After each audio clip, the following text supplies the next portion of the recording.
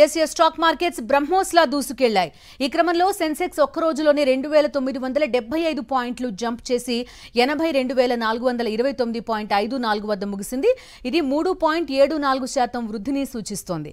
ఇదే సమయంలో నిఫ్టీ 50 కూడా 872.9 పాయింట్లు లేదా 3.66% పెరిగింది. 24830.75 వద్ద స్థిరపడింది. భారీ లాభాలు దేశీయ విదేశీ ఇన్వెస్టర్స్లో కొత్త ఉత్సాహం నింపాయి. ఈ నేపథ్యంలో మార్కెట్ క్యాపిటలైజేషన్లో మదుపరులకు దాదాపు 11 లక్షల కోట్ల రూపాయల లాభాలొచ్చాయి. ఈ అసాధారణ ర్యాలీకి ప్రధాన కారణం భారత్ పాకిస్తాన్ మధ్య సీజ్ ఫైర్. ఈ సానుకూల వాతావరణం మార్కెట్లో బులిష్ సెంటిమెంట్ పెంచేలా చేసింది. అదనంగా అమెరికా చైనా మధ్య వాణిజ్య ఒత్తిడి తగ్గడం, భారత్ అమెరికా మధ్య వాణిజ్య ఒప్పందాల గురించి ఊహాగానాలు మార్కెట్ని మరింత ఉత్తేజపరిచాయి.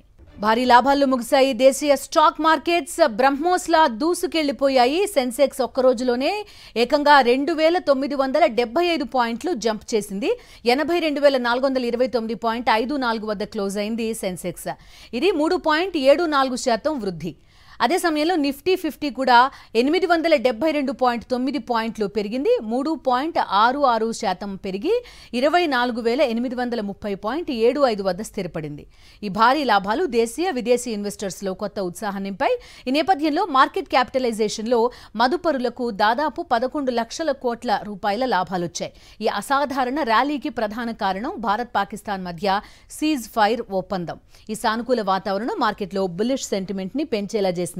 అదనంగా అమెరికా చైనా మధ్య వాణిజ్య ఒత్తిడి తగ్గడం, భారత్ అమెరికా మధ్య కూడా ఈ వాణిజ్య ఒప్పందాల గురించి ఊహాగానాలు మార్కెట్ని మరింత ఉత్తేజపరిచాయి.